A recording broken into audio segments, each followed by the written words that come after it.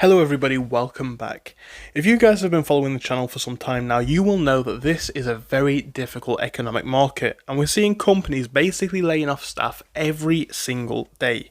Now this might sound insignificant, but it really does add up, and that's why we're seeing some of the highest layoffs figures that we've seen, honestly, in years.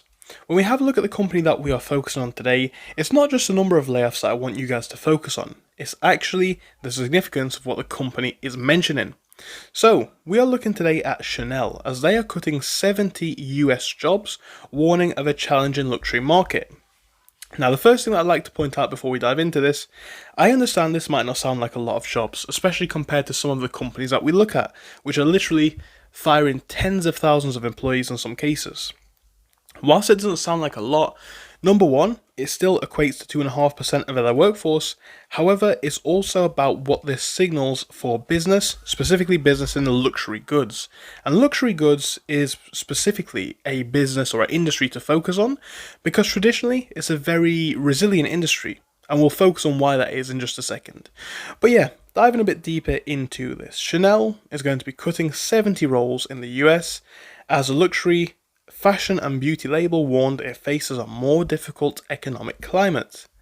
The decision to reduce the headcount follows previous moves to limit spending and will help Chanel, quote, better adapt to current economic challenges, unquote. This is what was said on Wednesday in a statement.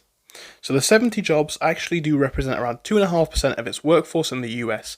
And again, this is quite a big deal for that reason. It's a larger number than you might think. And again, we can downplay the number, say 70 compared to, 700 or 7,000 or even more. But the reality is, number one, that's still 70 jobs lost, 70 livelihoods which will be affected. And number two, the reason and the significance of this. So again, Chanel is generally considered to be one of the most exclusive labels, and also they're very resilient for this. I'm sure you guys don't need the article to tell you.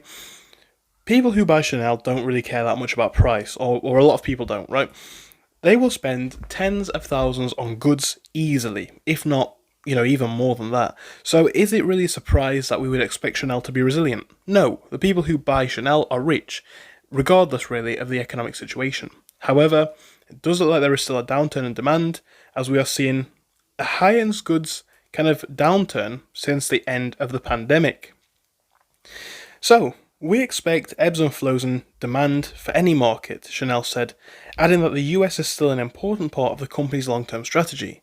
The Americas represent around 20% of the total sales for Chanel in 2023, compared to 28% for Europe and 52% for Asia Pacific. The company had about 36,500 employees in 2023, according to its annual report, which was presented last May. Chanel reports earnings once a year, as you would expect. So what we are seeing in Chanel as well is that the Chanel brand, basically, they've seen a massive change in things. Last week, Richmond reported sales for Chanel last quarter beat estimates with a strong performance in its Cartier jewelry brand. This triggered hopes that the worst may be over for the downturn.